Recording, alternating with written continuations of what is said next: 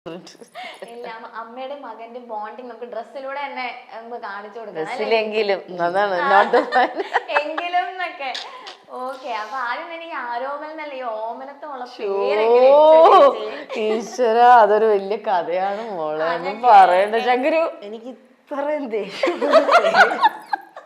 കണ്ണന് ഈശ്വര സ്വന്തം പേര് ഇഷ്ടമല്ല ആരോമന്. അല്ല, എല്ലാവർക്കും അങ്ങനെ. എനിക്ക് എന്റെ പേര് ഇഷ്ടമല്ല ബീന. അല്ലല്ല, അതുകൊണ്ടല്ല. ഒന്ന് ആലോചിച്ച് നോക്ക്, ഞാനിപ്പോ വലുതായിന്ന് വിചാരിക്കേ,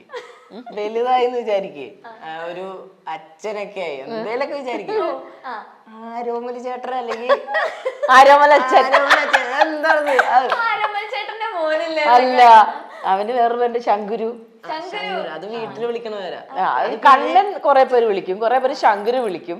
ഞാൻ ശങ്കുരു എന്നാണ് മിക്ക. ആരോമൽ പേര് എത്തിട്ട് എനിക്ക് ഓർമ്മയെങ്കിലും ഉണ്ട്, സ്കൂളിലാണ്. പക്ഷെ അവന് ഇത്രയും ഒരു നാണക്കേട്. ഭയങ്കര പ്രശ്നം എന്ന് പറഞ്ഞാൽ അതാണ്. ലൈക്ക് ഒരു കുട്ടിപ്പം എന്ന് പറഞ്ഞ പേരാണ്. അവന് മാറ്റാണ് ഇപ്പൊ. അവൻ പറയണ ഇപ്പൊ മാറ്റണം എന്നൊക്കെ പറഞ്ഞു. പപ്പയാണ് അവൻ പറഞ്ഞു. ഇപ്പൊ ഐഡിയ പപ്പയുടെ ഉണ്ട് പേരിട്ട്. മനുവിന്റെ ഭയങ്കര അടമന്റെ അങ്ങനത്തെ കാര്യത്തിലൊക്കെ അല്ല. മനു തീരുമാനിച്ചു വെച്ചു, മോനാണെങ്കിൽ ആരോമൽ. ആദ്യം ചന്തു എന്നാ വിചാരിച്ചിരുന്നു വെച്ചത്. കുത്തേത് വേണ്ട. അതെന്തിനാണ് ആ ഡയലോഗ് ഇവിടെ? എന്തിനാണ് ഇവിടെ? ഒരു ചെറിയൊരിത് എന്തൊക്കെയോ പറയണ്ട ഇവൻ തൊപ്പിന്നൊക്കെ. എനിക്കൊന്നും മനസ്സിലായി. നമ്മളിപ്പോ ടോപ്പിക്കിന്ന് മാറി. നമ്മളെന്താണ് പറഞ്ഞു തന്നത്? പേര്. അപ്പൊ പേര് അവന് ഒട്ടും ഇഷ്ടമില്ലാത്ത പേരാണ് മോളെ. അപ്പൊ അതുകൊണ്ട് അത് പറഞ്ഞാൽ തന്നെ അവൻ മൂടോട്ടോ. അവൻ ഇത്രയും കലി. എനിക്ക് അത് ഈ അടുത്ത കാലത്ത്, പണ്ടൊന്നും അറിയില്ലല്ലോ, വിവരമില്ലല്ലോ. അല്ല, അതിന്റെ ഏറ്റവും വലിയ ഞാൻ ഒരു പ്രശ്നം പറയട്ടെ. ഈ പേരിൽ നിന്ന് പറഞ്ഞാ എ ഉണ്ട്, ഡബിൾ എ. ഞാൻ പക്ഷെ ഇപ്പൊ എപ്പോഴും ഉപയോഗിക്കുമ്പോ എ മാത്രമേ ഓർമ്മ വിളിക്കുള്ളൂ. എനിക്ക് ഡബിൾ എ ഇഷ്ടമല്ല. ഈ ഡബിൾ എ ഉള്ളത് കൊണ്ട് ഞാൻ എപ്പോഴും റോൾ നമ്പർ 1 ആണ് എവിടെ. അതുകൊണ്ട് ഈ എക്സാം ഒക്കെ എഴുതുമ്പോ ഉണ്ടല്ലോ, ഈ ഫ്രണ്ടിൽ ഇങ്ങനെ ഇരിക്കണം. അത് വല്ലാത്തൊരു പിടിക്കാൻ പറ്റില്ലല്ലോ അല്ലേ? അല്ല, വേറെ എന്ത് ഏത് വേണമെങ്കിൽ അതാണ് അവന്റെ ഏറ്റവും വലിയ സങ്കടം. മനസ്സിലായില്ലേ? ഇത്രയും കാലത്ത് സ്കൂളിൽ പഠിച്ചിട്ട് റോൾ നമ്പർ 1 to 3 അനങ്ങിയിട്ടില്ല. 1, 2, 3 അതിന്റെ അവസ്ഥ. നല്ല ഓമനത്തോളുള്ള പേരാ. ഒരു പ്രശ്നമില്ല, എല്ലാവർക്കും ഒരു പ്രശ്നമില്ല. പക്ഷെ അത് അനുഭവിക്കുന്നവർക്ക് മനസ്സിലാവുള്ളൂ സങ്കടം. കൂടുതൽ സംസാരിച്ചു കഴിഞ്ഞാൽ ഇന്ന് ഇവിടെ അടിയായിട്ട് പറഞ്ഞ് ഇവിടെ ഒരുമിച്ച് ഡ്രസ്സൊക്കെ ഇട്ട് വന്നിരിക്കുകയാണ്. ഓക്കെ, 10th റിസൾട്ട് ഒക്കെ എങ്ങനെ ഉണ്ടായിരുന്നു? ഞാൻ ഒന്നും പറഞ്ഞില്ല, പറയും ശങ്കര് പറ. നമുക്ക് സ്കിപ്പ് ചെയ്താലോ ഈ സെഗ്മെന്റ്? ചേച്ചി കണ്ണടച്ചിരിക്കുക, ശങ്കര് പറഞ്ഞ ഞാൻ പറയുന്നില്ല എന്നൊക്കെ. ഞാൻ പ്രതീക്ഷിച്ചിരുന്നു ഫുൾ A+ ഒക്കെ ഭയങ്കരമായിട്ട്. കാരണം അവൻ എനിക്ക് പ്രോമിസ് ചെയ്തിരുന്നു. നന്നായിട്ട് പഠിക്കുന്ന കുട്ടിയാണ്, പക്ഷെ നല്ല ബുദ്ധിയുള്ള കുട്ടിയാണ്. പക്ഷെ ഭയങ്കര ഉഴപ്പനാണ്. എന്നിട്ട് ഞാൻ അതിൻ്റെ പേരിൽ നന്നായിട്ട് എഴുതി വിചാരിച്ച് അവനെ ഞാൻ ദുബായിൽ കറക്കാൻ കൊണ്ടുപോയി ഒക്കെ ചെയ്തു. തിരിച്ചു വന്നപ്പോൾ എത്ര 85% അവൻ മാക്സിമം മേടിച്ചത്. 85%. എന്ത് പറ്റി ശങ്കുരു? പഠിച്ചില്ലേ? നമുക്ക് ഈ ഒരു ചോദ്യം അങ്ങോട്ട് ഈ ചോദ്യം വേണ്ട. ഞാൻ മൂഡ് ഔട്ട് ആവും. അപ്പൊ ചേച്ചി എങ്ങനെയാ പണിഷ്മെന്റ് ഒക്കെ കൊടുക്കാറുണ്ടോ? പണിഷ്മെന്റ് അല്ല, എനിക്കങ്ങനെ ദേഷ്യം ഒരു പിച്ചൊക്കെ കൊടുക്കും. പിന്നെ നല്ലത് കിട്ടില്ലല്ലോ ഇപ്പൊ. അവനെ തൊടാൻ സമ്മതിക്കുന്നില്ല ഇപ്പൊ. പണ്ടൊക്കെ എന്റെ അമ്മയ്ക്ക് എന്തെങ്കിലും ഈ പഴയ കഥ എന്ന് പറഞ്ഞാൽ അതുപോലെ തന്നെയാണോ ബീൻ ചേച്ചി? ഞങ്ങള് പണ്ട് അങ്ങനെയായിരുന്നു, ഇങ്ങനെയായിരുന്നു. അത് രണ്ടുപേർക്കും ഉണ്ട്. അല്ല, എന്തെങ്കിലും പറഞ്ഞ് മനസ്സിലാക്കി കൊടുക്കണ്ടെന്ന് വെച്ചിട്ടാ. വെള്ളത്തിൽ കൂടി ഇങ്ങനെയൊക്കെയാണ് പോയിക്കൊണ്ടിരുന്നത്. വെള്ളത്തിലോ? നീന്തി പോടാ. കഷ്ടപ്പാടായിരുന്നു. നീ ഏത് കഷ്ടപ്പാടായിരുന്നു പണ്ട് പോടാ ചെക്ക അവിടെ നിന്ന്. വെറുതെ എന്തൊക്കെയോ. ആരാണ് കൂടുതൽ സ്ട്രിക്റ്റ്? ആരാ, അച്ഛനാണോ അമ്മയാണോ? And the award goes to അല്ല, വേറൊരു കാര്യമുണ്ട്. ഇവര് അച്ഛനും മോനും ഉണ്ടല്ലോ, പപ്പ ഭയങ്കര എന്ന് വെച്ചിട്ട് വെറുതെ ഡയലോഗ് അടിക്കല് മാത്രമേ ഉള്ളൂ, ഒരു സ്ട്രിക്റ്റും അല്ല. അതുകൊണ്ട് അറിയാമോ, ഇവൻ അതെല്ലാം മുതലെടുക്കും. മനസ്സിലായില്ലേ? അല്ല, ഒരാളെന്ന് വെച്ചാ ഈ പപ്പയ്ക്കെന്ന് വെച്ചാൽ പപ്പയുടെ ചെറുപ്പകാലത്ത് ഒരുപാട് പുള്ളിയുടെ അച്ഛൻ ഡാഡി ഭയങ്കര സ്ട്രിക്റ്റ് ആയിരുന്നു. മീൻസ് മിലിറ്ററിയാണ്, എക്സ് മിലിറ്ററിയാണ്. അപ്പൊ അത് കാരണം പുള്ളി എന്ത് ഇവന് ഒരുപാട് കുറെ. എൻ്റെ മോന് അങ്ങനെ ഞാൻ അത്ര സ്ട്രിക്റ്റ് ആവില്ല. എന്ന് പറഞ്ഞിട്ട് കുറെ ഇവിടെ ഇത് കൊടുക്കും. അപ്പൊ ഇവൻ അതെല്ലാം മുതലെടുക്കും, മനസ്സിലായില്ലേ? അപ്പൊ ഒരാളെങ്കിലും ഞാനെങ്കിൽ ഇത്തിരി, പക്ഷെ ഇവൻ ഒരു എടാ നിനക്ക് എന്തെങ്കിലും ഒരു പെർമിഷൻ തരാതിരിക്കാറുണ്ടോ? എന്തിനും അവൻ പോവും, എല്ലാത്തിനും അവൻ പോവും. പക്ഷെ എന്നിട്ട് പറയുമ്പോ നമ്മളിപ്പോ എടാ പോയിട്ട് ഒരു 10 മണിക്ക് വരുന്ന പറഞ്ഞാൽ അവൻ വൈകുന്നേരം 5 മണിക്ക് വരും. അതാണ് അവൻ. അപ്പൊ നമുക്ക് ദേഷ്യം പിടിക്കില്ലേ? അല്ല അത് ചുമ്മാ അത് ഇങ്ങനെ എഴുതിയില്ലേ സത്യം പറയാം, എന്തെങ്കിലും നീ കറക്റ്റ് ടൈം അല്ല, പക്ഷെ ഒരു 1-2 മണിക്കൂർ അങ്ങോട്ടും ഇങ്ങോട്ടും ഇങ്ങോട്ടില്ല, അപ്പൊ എനിക്ക് ദേഷ്യം പിടിക്കും അല്ലെ. നമ്മൾ എല്ലാത്തിനും പെർമിഷൻ കൊടുക്കുമ്പോ കുറച്ചൊക്കെ നമ്മൾ ടൈം എപ്പോ നോക്കിയാലും അങ്ങനെ നമ്മൾ ഇറിറ്റേറ്റ് ചെയ്യും. അപ്പൊ എനിക്ക് ഒന്നാമത്തെ എനിക്ക് ഇത്തിരി ദേഷ്യം ഇത്തിരി കൂടുതലാണ്. ഇപ്പൊ കുറച്ച് ദേഷ്യം കൂടി നിൽക്കുന്ന സമയമാണ്. അപ്പൊ അവൻ ഒന്നും കൂടി എന്നെ ഭ്രാന്താക്കും. പക്ഷെ അതൊക്കെ അപ്പൊ തന്നെ ഞങ്ങള് റീൽസ് എടുക്കും, ഞങ്ങള് അതൊക്കെ അപ്പൊ തന്നെ മാറും. കാരണം അവന് വേറൊരു വഴിയില്ലല്ലോ, അവന് തിന്നാൻ ഉണ്ടാക്കി കൊടുക്കണം ഞാന്. ഫുഡ് അടിക്കണമല്ലോ. അപ്പൊ അതൊക്കെ പിന്നെ ഞാൻ വേറെ ആരും ഇല്ലല്ലോ. അങ്ങനെയൊക്കെ വാശിയൊക്കെ ഉണ്ടോ? കിണ്ടി അവനൊന്നുമില്ല, അതൊന്നുമില്ല.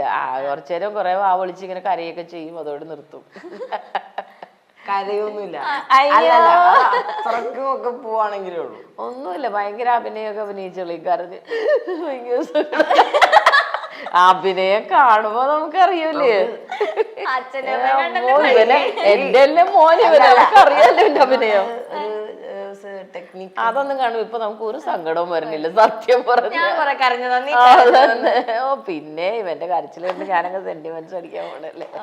ചേച്ചി കൊറേ കുക്കറി ഷോസ് ഒക്കെ ഒരുപാട് സാറ്റലൈറ്റ് ചാനൽസിലൊക്കെ ചെയ്തിട്ടുണ്ടല്ലോ. അപ്പൊ എനിക്ക് തോന്നുന്നു അമ്മ അടിപൊളിയായിട്ട് ഫുഡൊക്കെ ഉണ്ടാക്കി തരും. അത് യൂട്യൂബൊക്കെ നോക്കിട്ട് ഫുൾ യൂട്യൂബുകള് റീൽസിൽ ഇങ്ങനെ കാണും. അപ്പൊ ഓരോന്നൊക്കെ അയച്ചു തരും. എന്നിട്ട് ഇത് നോക്കിയടാ, നാളെ ഞാൻ നിനക്ക് സ്കൂളിൽ പോകുമ്പോ ഉണ്ടാക്കി തരാം. കൊറേയൊക്കെ പരീക്ഷിക്കും, കുറെ സാധനങ്ങളൊക്കെ. എന്താ അമ്മ ഉണ്ടാക്കുന്ന ഏറ്റവും ഇഷ്ടമുള്ള ഫുഡ് ഏതാ? അങ്ങനെയില്ല, ഇപ്പൊ എന്നാലും എപ്പോഴും ഇപ്പൊ അടുത്ത കാലത്ത് ഇപ്പൊ നീ എപ്പോഴും സ്കൂളിൽ കൊണ്ടുപോകുമ്പോ എല്ലാരും ഭയങ്കര എന്താണ് ബ്രെഡ് ഇങ്ങനെ റോൾ ചെയ്തിട്ട്, അതിനേക്കാളും കൂടുതൽ ഹൈലൈറ്റ് പറഞ്ഞ വേറെ സാധനം ഉണ്ടല്ലോ ഇപ്പൊ കഴിഞ്ഞ ദിവസം ഉണ്ടാക്കിയപ്പോ കുട്ടികൾ എന്നൊക്കെ പറഞ്ഞു, ജാപ്പനീസ് ടൈപ്പ്, എന്താ ജപ്പാൻ ചിക്കനാ. ചേച്ചി കേരളത്തിലൊന്നല്ല, അല്ല കൊറേയൊക്കെ പരീക്ഷിക്കും ഞാൻ. ജപ്പാൻ ചിക്കൻ നമ്മുടെ അത് വന്നിട്ട് അല്ല അതല്ല, സ്കൂളില് ഫ്രൈഡ് റൈസ് ഞാൻ മിക്കപ്പോഴും ഉണ്ടാക്കി കൊടുക്കുക, എഗ് ഫ്രൈഡ് റൈസ്. അപ്പൊ ഇവന്റെ ഫ്രണ്ട്സ് ഒക്കെ പറയും ഇത് പുറത്തുനിന്ന് വാങ്ങിക്കുന്ന പോലെ എത്ര ടേസ്റ്റ് ആണ്. അതൊക്കെ ഭയങ്കര ഇഷ്ടമാണെന്ന് പറയും. നല്ല ആളെ ട്രൈ ചെയ്യാറുണ്ടോ? ഇവനോ?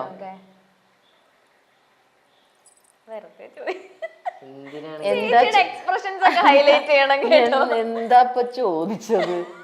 ഉണ്ടാക്കാറുണ്ടോന്നോ? അവനൊരു ചായ കുടിച്ച ഗ്ലാസ് ഇത് എങ്ങനെ എടുത്ത് വെക്കാന്നല്ലാതെ അതെടുത്തൊന്നും അപ്പുറത്തേക്ക് എന്റെ പൊന്നുമോൻ വെക്കത്തില്ല. അയ്യോ, കാരണം ഫുൾ ടൈം ഇതിൽ ഇങ്ങനെയല്ലേ, ഇങ്ങനെ ആക്കിക്കൊണ്ടിരിക്കും. അതിൻ്റെ ഇടയ്ക്ക് ഇങ്ങനെ വെക്കും. ഞാൻ എന്തെങ്കിലും കൊണ്ട് കൊടുത്തോ അതിങ്ങനെ വെച്ച് തിന്നും, അവിടെ തന്നെ ഇങ്ങനെ വെക്കും. ആ ടേബിളിന്റെ അപ്പുറത്തേക്ക് എടുത്ത് വെക്കില്ല. പാത്രം കഴുകും എന്ന് പറഞ്ഞ്.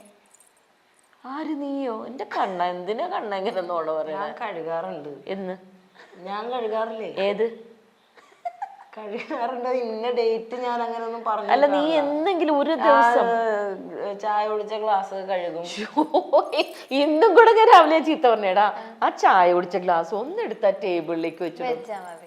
അതൊന്നും മനു പിന്നെ അത്യാവശ്യം എന്തെങ്കിലുമൊക്കെ അത്യാവശ്യമൊക്കെ പറഞ്ഞാലൊക്കെ.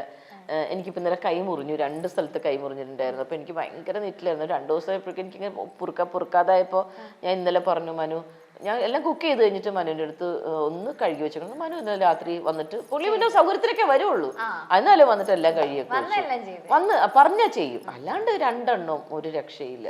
ഞാൻ കഴുകാറൊക്കെ ഉണ്ട്. കണ്ണാന്തിനാണ് നോണ പറയണ, എന്തിനാ കണ്ണ ഉള്ള കാര്യം പറഞ്ഞ പോലെ. ഇന്നുവരെ കണ്ടിട്ടില്ല ഞാൻ. പൊന്നു പോലും ഒരു കുടിച്ച ചായ ഗ്ലാസ് അങ്ങനെ തന്നെ ടേബിളിൽ കൊണ്ട് ഇന്ന് മുതൽ. അപ്പൊ ഇനി ഞാൻ കഴുകൂലട്ടാ, ഞാൻ അവിടെ വെക്കത്തേ ഉള്ളൂ.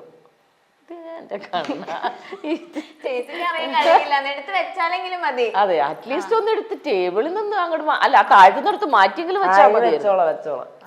കല്യാണം കഴിച്ച് പിന്നെ പെണ്ണുമ്പിള്ള വരുമ്പോ ഇതൊക്കെ ചെയ്യുമോന്ന് എനിക്കൊന്ന് കാണണം. പഠിക്കുന്നു. അന്ന് ഞാനൊന്ന് നോക്കും ഇതൊക്കെ വല്ലതും ചെയ്യുന്നുണ്ടോ, കണ്ടോ ഞാൻ അങ്ങനെ ഇരിക്കും ഇങ്ങനെ നോക്കിക്കൊണ്ട്. ഇപ്പോഴും എനിക്ക് അമ്മയുണ്ടല്ലോ. അവിടെ പോവാ ഞാൻ അപ്പോഴും നിനക്ക് ഞാന് മറ്റേ ഇതൊക്കെ ഉണ്ടാക്കി തന്നിട്ട് ഞാൻ വിളിക്കാം നിന്നെ, മനസ്സിലായില്ലേ? പോലെ അല്ല, എല്ലാരും ഈക്വൽ ആയിട്ട് ജോലി ചെയ്തു. ആര്യ കുക്ക് ചെയ്യണമെങ്കിൽ ഭർത്താവ് പാത്രം അങ്ങനെയൊക്കെ ചെയ്യും, ചെയ്യുകയൊക്കെ ചെയ്യണം. ചെയ്തോളൂ ചേച്ചി. ഒറ്റയ്ക്ക് പോയി നിക്കുമ്പോ ആള് ചെയ്ത് തുടങ്ങിക്കോളും. ഞാൻ അതാണ് പ്രതീക്ഷിച്ചിരിക്കണത്. പക്ഷെ ബാക്കിയുള്ള കാര്യത്തിലൊക്കെ ഭയങ്കര ആക്റ്റീവ് ആണ്. ഇപ്പൊ യൂട്യൂബ് ചാനല് മനൂസ് വിഷനിലൊക്കെ ഭയങ്കര ആക്റ്റീവ് ആണ്. നമ്മളല്ലേ മനൂസ് വിഷൻ വേറെ, തെസ്നീസ് വ്ലോഗ്സ് വേറെ, ഇവിടെ അച്ഛനും മോനും വേറെ, ഞാനും തെസ്നിയാനും വേറെ. അവര് വലിയ വലിയ മറ്റേ ഇതിനെ പറ്റിയൊക്കെ ബിഗ് ബോസിനെ പറ്റി റിവ്യൂ എന്തൊക്കെയോ. ഞങ്ങള് ദുബായി പോയപ്പോഴേ ഞാൻ ഞെട്ടിപ്പോയി. എന്നെ ഓബിയസ്ലി നമ്മള് ചെല്ലുമ്പോ ആർട്ടിസ്റ്റ് എന്നുള്ള രീതിയിൽ ലുലുമോളിൽ ഞാൻ പറയാം അല്ല അമ്മ ഞങ്ങക്ക് ഇങ്ങനെ പോവാ. ലുലുമോളിൽ ഞങ്ങള് വാച്ച് മേടിക്കാൻ വേണ്ടി ആ ഇലക്ട്രോണിക്സിന്റെ അവിടെ മറ്റേ ദുബായില്. അപ്പൊ അത് കഴിഞ്ഞ് ഇങ്ങനെ അങ്ങോട്ട് പോവാ പുറത്തേക്ക്. അപ്പൊ അപ്പോഴേക്കും അമ്മയും അങ്ങോട്ട് പോവാ, വെറുതെ നടക്കുക. ഞാനും ആമലേട്ടനും കൂടി ഇങ്ങനെ പോവാണ്. അപ്പൊ കുറച്ചു പേര് ഇങ്ങനെ വന്നു. ഞാൻ മാസ്കും കൂടി ഇട്ടിട്ടുണ്ട് കേട്ടാ. അവരൊക്കെ പോട്ടെ, അവരൊക്കെ ആരാ? മനൂസ് ഒരാളങ്ങനെ പറഞ്ഞു ലൈഫിൽ ഒരു പ്രാവശ്യം അമ്മയുടെ എക്സ്പ്രഷൻ കാണുന്നു. അതല്ല, അങ്ങനെ ഒരാൾ തിരിച്ചറിയുമ്പോൾ എനിക്ക് സന്തോഷമായി. കാരണം പിന്നെ ഞാനപ്പോൾ എന്റെ ദൈവം അങ്കുരുവിനൊക്കെ ഫാൻസോ, അപ്പൊ ഒന്ന് ഫോട്ടോ എടുക്കണു. ഞങ്ങൾ ഭയങ്കര ഇഷ്ടമായിട്ട് അച്ഛനും മോനെ ഭയങ്കര എന്നൊക്കെ പറഞ്ഞു. അങ്ങനെ കുറച്ച് ഫാൻസിനൊക്കെ കിട്ടിയിട്ടൊക്കെ ഉണ്ട് എവിടെ ചെല്ലുമ്പോഴും. എനിക്കൊന്ന് ചേച്ചിനെ അതിൽ നിന്ന് ഇവര് നൈസായിട്ട് പുറത്താക്കി. അപ്പൊ ചേച്ചി വേറെ പോയി അവിടെ സൈഡില്. അങ്ങനെയല്ല, തുടങ്ങിയത് ഫസ്റ്റ് ഞാനാണ്. ഞാൻ കൊറേ കാല് പിടിച്ചു. മനു പൊതുവെ എല്ലാം ഭയങ്കര ലേസിയാണ്, മടിയനാണ് എല്ലാത്തിനും. എന്ത് പറഞ്ഞ ആട്ട് നോക്കട്ടെ എന്നൊക്കെ പറഞ്ഞ് ഇങ്ങനെ ഒരു ആലോചനയിലായിരിക്കും. മറ്റേ കരിക്കില് മറ്റേ ജോർജ് പോലെ അവിടെയൊക്കെ പോയിട്ട് എന്ത് ചെയ്യാനാ, ഇവിടെ പോയിട്ട് എന്ത് ചെയ്യാനാ, അവിടെ പോയിട്ട് അതെല്ലാം പുള്ളിക്ക് ഇങ്ങനെ ഒരു നെഗറ്റീവ് ഇത് വരും കേട്ടോ.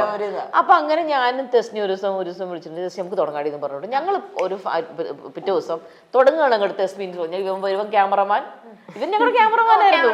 ക്യാമറമാൻ ഞാൻ തെസ്നി എന്ത് ഒന്നും അറിയില്ല, വെറുതെ വെച്ചിട്ട് ഇങ്ങനെയൊക്കെ എടുത്തു. എന്തായാലും ഞങ്ങൾക്ക് ഒന്നും അറിയാത്ത ഞങ്ങളൊക്കെ ഇങ്ങനെ എടുത്തു.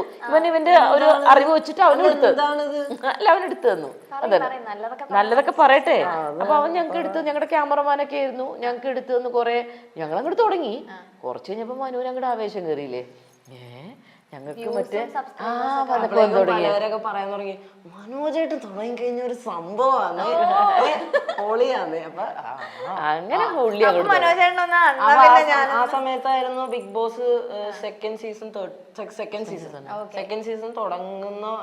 തുടങ്ങാൻ പോണതിന്റെ അനൗൺസ്മെന്റ് ആൾക്കാരെയൊക്കെ പറയുന്ന സമയമായിരുന്നു. അപ്പോഴേക്കും ഞാൻ തുടങ്ങുവാണ് ബിഗ് ബോസിന്റെ റിവ്യൂ തുടങ്ങിയത്. അങ്ങോട്ട് തുടങ്ങി.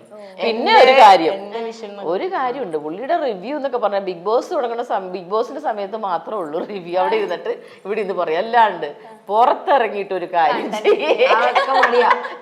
അല്ല, വീട്ടിലിരുന്ന് നല്ല AC ഒക്കെ ഉണ്ട് അവിടെ ഇരുന്നിട്ട് ഭയങ്കര സംഭവം പറയാം. അല്ലാതെ പിന്നെ അല്ലെങ്കിൽ ഞാൻ പിന്നെ റിക്വസ്റ്റ് ചെയ്ത് മനു ഞാൻ ഇങ്ങനെ ഒരു സ്ഥലത്ത് കൊണ്ട്, അപ്പൊ എന്റെ കൂടെ ഒന്ന് വരുമോ ഹെൽപ്പിന്, എനിക്ക് വല്ല ഗുണം ഉണ്ടാവോ? അല്ല അവിടെ ഇതെടുക്കാം. എന്നാ ഞാൻ വരാം. ഗുണമുണ്ടോന്ന് ചോദിച്ചാ എന്റെയും കൂടി യൂട്യൂബിൽ അവിടെ പെർമിഷൻ ഉണ്ടെങ്കിൽ ഞാൻ വരാം, അല്ലെങ്കിൽ ഞാൻ വരാം. അല്ലാണ്ട് പുള്ളിക്ക് ഞങ്ങളൊക്കെ വെളിയിൽ എല്ലാം ഞങ്ങളൊന്നും സുഖിച്ചു നിന്നിട്ടൊന്നും ഒരു വീഡിയോ ഒന്നും ഇതുവരെ എടുത്തിട്ടില്ല. ഞങ്ങളിങ്ങനെ അലർന്ന് നടന്ന്. പക്ഷെ ഞങ്ങൾ കുറെ എൻജോയ് ചെയ്തിട്ടാ. കുറെ സ്ഥലങ്ങളിലൊക്കെ ഞങ്ങൾ ബാംഗ്ലൂർ പോയി, ബാംഗ്ലൂർ ഡേയ്സ് പോയി. അങ്ങനെയൊക്കെ ഭയങ്കര രസമായിരുന്നു. പിന്നെ ഞങ്ങൾക്ക് കുറെ പേര് ഞങ്ങൾക്ക് കുറെ ഹെൽപ്പ് ചെയ്തിട്ട് ഞങ്ങൾക്ക് ഫ്ലൈറ്റ് ടിക്കറ്റ് എടുത്തു. ഞങ്ങൾ ദുബായിക്കൊക്കെ ഫ്ലൈറ്റ് ടിക്കറ്റ് ഒക്കെ അവരൊക്കെ അക്ബർ ട്രാവൽസ് ആയിരുന്നു ഞങ്ങൾക്ക് എടുത്തു തന്നത്. അങ്ങനെ ഞങ്ങൾക്ക് കുറെ ഗുണം ഉണ്ടായിരുന്നു. എനിക്ക് ദുബായി പോകാൻ പറ്റി. ഞാൻ ആദ്യമായിട്ട് പുറത്തു പോയതപ്പോഴാണ്. അപ്പൊ ഞാൻ അതിനൊക്കെ അല്ലെങ്കിലും ഇവന് ഗുണം എന്നെ കൊണ്ടുള്ളൂ, എക്സ്പീരിയൻസ് കൊണ്ടുള്ളൂ. ഞങ്ങളെ എന്തെങ്കിലുമൊക്കെ കൊടുക്കുള്ളൂ. അതിനെ കുറിച്ച് നമുക്കിവിടെ ടോപ്പിക് വേണ്ട, ചർച്ച വേണ്ട. അതെ അതെ അതെ, ഞങ്ങള് നല്ല ഹെൽപ്പ് ചെയ്യും. അവിടെ നിന്നൊന്നും കിട്ടാറില്ല.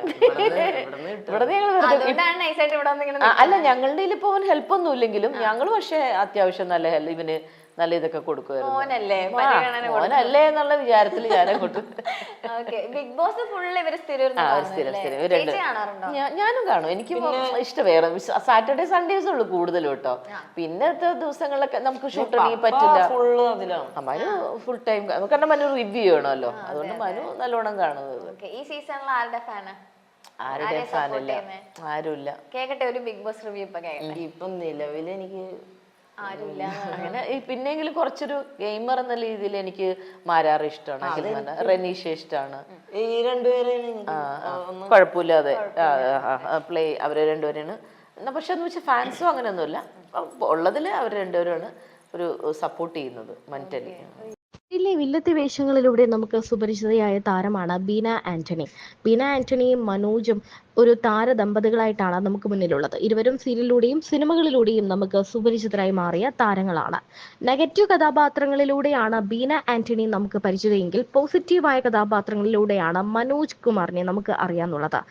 ഇരുവർക്കും ഒരു മകനാണുള്ളത്. സന്തുഷ്ടകരമായി കുടുംബജീവിതം നയിക്കുന്നവരാണ് ഈ താരദമ്പതികൾ. എല്ലാത്തിനും ഒന്നിച്ചു നിൽക്കുന്നവരാണ് ഇരുവരും.